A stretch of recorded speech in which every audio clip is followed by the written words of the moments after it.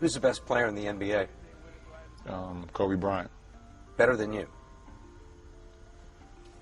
I would have to say right now. He's a really, really good player. Individually, he has some of the best skills that the NBA has ever seen in history. He was the bar. Right, he was the bar. When I'm a young kid looking at Kobe, I'm like, okay, he's the bar. He's who I got to come at, you know, and make a name for myself competing against him. Kobe is more skilled than any player that's ever played that I've seen. I don't think that's. I think Kobe's more skilled than That's not a anybody. bad. That ain't far. For that. You rolling with that? He's. LeBron is great, first of all. When they talk about comparing him to Mike, I don't understand how they don't have a debate when it comes to Kobe. Like I don't get it. I mean, what you forgot or something? What they forgot? That's what I'm saying. That's what I'm saying. Talk to me, please. Talk to me.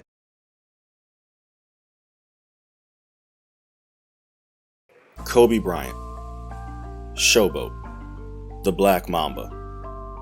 One of the greatest and most iconic players that the NBA has ever seen, who for 20 seasons inspired an entire generation of basketball players, athletes, and people alike by redefining what the words tenacity, mental fortitude, toughness, and work ethic really mean.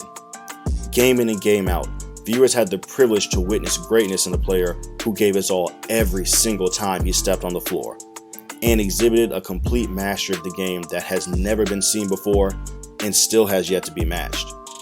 Kobe Bean Bryant was truly one of the best the game has ever had to offer. And with Kobe being one of the greatest players of all time, it's only natural that he is also one of the most decorated players of all time, as during his career, Kobe racked up 18 All-Star selections, 15 All-NBA selections, 11 of which were first team, 2 scoring titles, 5 NBA championships, 2 final MVPs, 13 All-Defensive Team selections, 9 of which were first team, a slam dunk title, 4 All-Star Game MVPs, and so on and so on and so forth. The man was really, really good at basketball. That boy is good. But amongst those numerous accolades, there is one that stands out in a shocking way. In his illustrious 20-year career, Kobe Bryant only won 1 MVP award. What? Yes, the man with 11 NBA first teams, 18 All-Star selections, and was the de facto face of an entire decade in NBA history, only has 1 MVP. Are y'all kidding me? Get the hell out of here.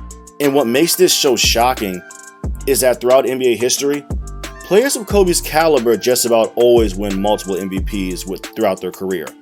From LeBron with his 4, to Kareem with 6, to Steph with 2, to Michael with 5, and Magic with 3. Each of these players have at a minimum 2 MVP awards, and yet Kobe only has 1. So what does this mean for Kobe? Is his lone MVP award an indictment on his career? Does it prevent him from being a top 5 player of all time? Or was he deserving of more and the league cheated him? Well, in order to answer those questions, there are 2 things we need to understand.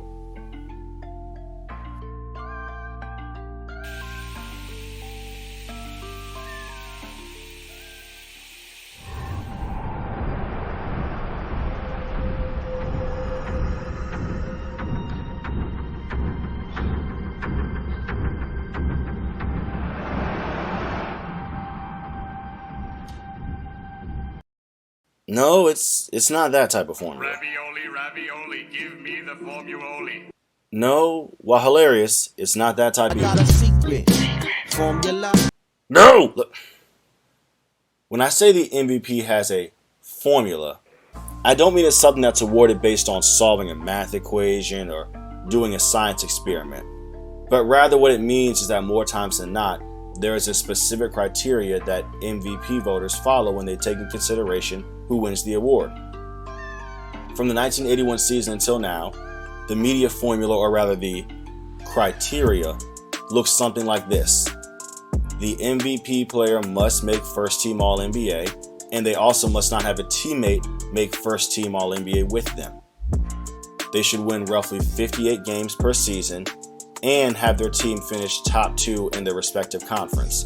On top of that, they should be playing roughly 70 games per season. Now, players can receive what I call a hardship/history boost, which can substitute for some of the previously mentioned points for the criteria. And I'll get into what that means in a little bit. In the 42 seasons that the media has been voting, there have been a total of 23 different players to win the MVP award.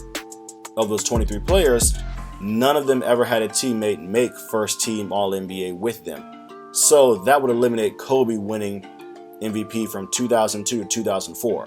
While he was first team All-NBA, Shaq was also first team All-NBA, so that would historically and honestly logically take him off winning the award.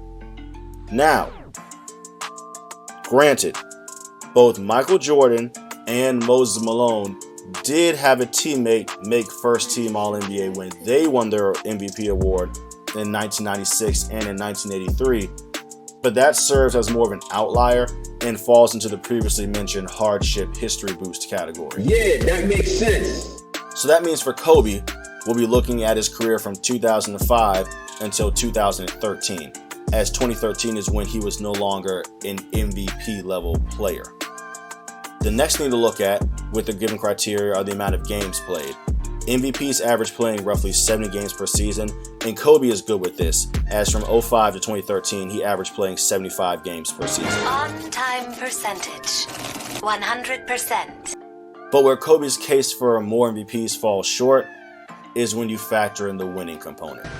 You play to win the game. On average, each MVP wins roughly 58 games, and their team finishes at least a number 2 seed in their conference. Now, there were some exceptions to this, like previously mentioned, but this time with players like Nikola Jokic, Russell Westbrook, Michael Jordan, etc. But those guys won their award by getting the hardship/history boost, which I'll now explain what that means. The hardship history boost is when you take into consideration how a player is able to take a team that really has no business being in the playoffs or to the finals, and off their efforts they're able to backpack them through their conference, or the history boost if a player breaks NBA record or records similar to Russell Westbrook breaking the triple-double record that hadn't been done in 50 plus years. And this includes the earlier referenced 1996 season Michael Jordan had with the Bulls when they went 72-10, a then NBA record. And as for Moses, I don't really know. He kind of just won that award. Like, Moses was just really good at something. Shouts out to Moses. But when it comes to Kobe, while he was playing some of the best basketball the world has ever seen as an individual, it wasn't quite enough to push his team towards more wins. From 05 to 07, Kobe had 12 50-plus point games, 3 60-plus point games, and had an 81-point game and led the league in scoring 2 times. But the Lakers are only winning 40 games per season. Now, that's not all Kobe's fault. Basketball is a team game, and his teammates were subpar, and honestly could be described as Sometimes maybe good, sometimes maybe shit. Then from 2009 to 2013, there were seasons in which Kobe fit the criteria to win MVP, but there were players who were simply having better seasons and also checked all the needed boxes. So with Kobe only winning 1 MVP, and the other players during his prime were having more MVP-worthy caliber seasons and winning it instead of him, does that mean Kobe was only the best player in the league for 1 year in 2008 when he won his MVP award?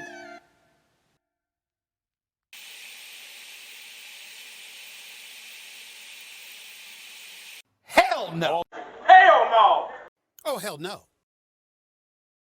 The short answer to that question is no. While the MVP is a very prestigious and career-altering award, it is not a direct reflection of who the best player in the league is at the time. Yeah, that makes sense. There are many times when the league's best player does in fact win the MVP award, but there are also a number of times when they do not win it.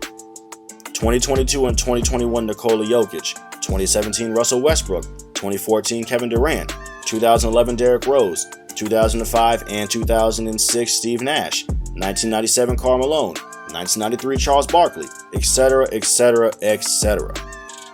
This is a short list of players who won the MVP award, but by the masses were not looked at as the best players in the league. Now, don't get me wrong, they were having phenomenal seasons, but their seasons also best fit the media criteria, and that's what got them the award. And the same holds true for Kobe Bryant.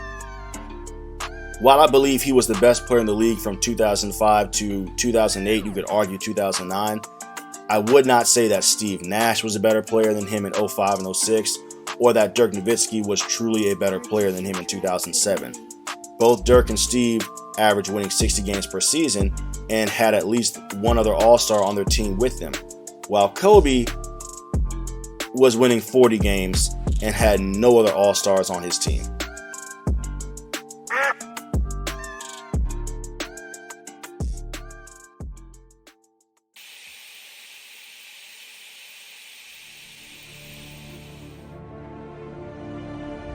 So now that we've gone over what the criteria is to win an MVP and why Kobe fell short for so many years during his prime, what does this mean for his legacy?